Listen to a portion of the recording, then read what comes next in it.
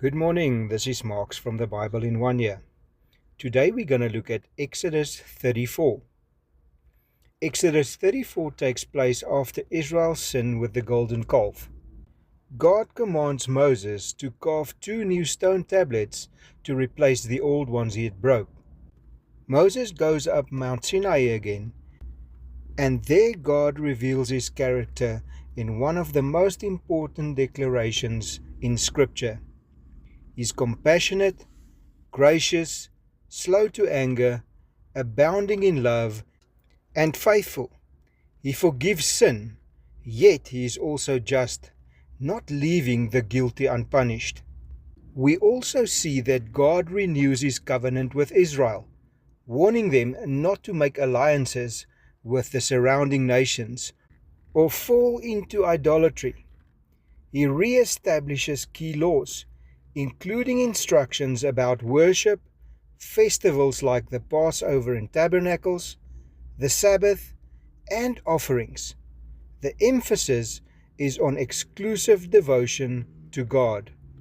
Moses spends 40 days and nights with the Lord without eating or drinking, receiving the covenant again. When he comes down, his face shines with God's glory because he has been in God's presence. The people were afraid, so Moses wore a veil when he spoke to them, removing it only when he returns to speak with God. This reveals that there is both attraction and distance. Glory is beautiful, but it is also overwhelming. Now, how do we apply Exodus 34 in our lives today? Exodus 34 reveals how God relates to his people and how we should respond to it. Firstly, God's character is the foundation of our faith. God describes himself as merciful, gracious, patient, loving, and just. This means we can trust him fully. He is not unpredictable or harsh without reason. In our lives, we should reflect the same character towards others, showing patience, forgiveness, with faithful hearts and with love. Secondly, we see that there is restoration after failure.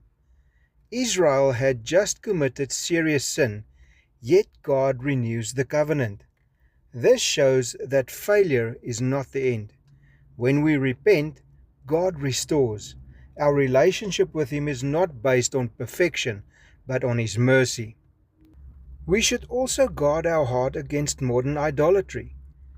Israel was warned not to mix with pagan practices. Today, idolatry isn't usually statues. It's anything that takes God's place, like money, success, relationship, or even ourselves. We are called to keep God first, without compromise. We should also live a life set apart. God's instructions about worship and festivals reminded Israel they were different. In the same way, our life should look different. Our values and our choices and our priorities should show that we belong to God and not to the cultures around us. Time with God transforms us. Moses' face shone because he spent time in God's presence. The principle still applies. Spending time in God's presence brings transformation, and that transformation is visible to the people outside, to the world outside.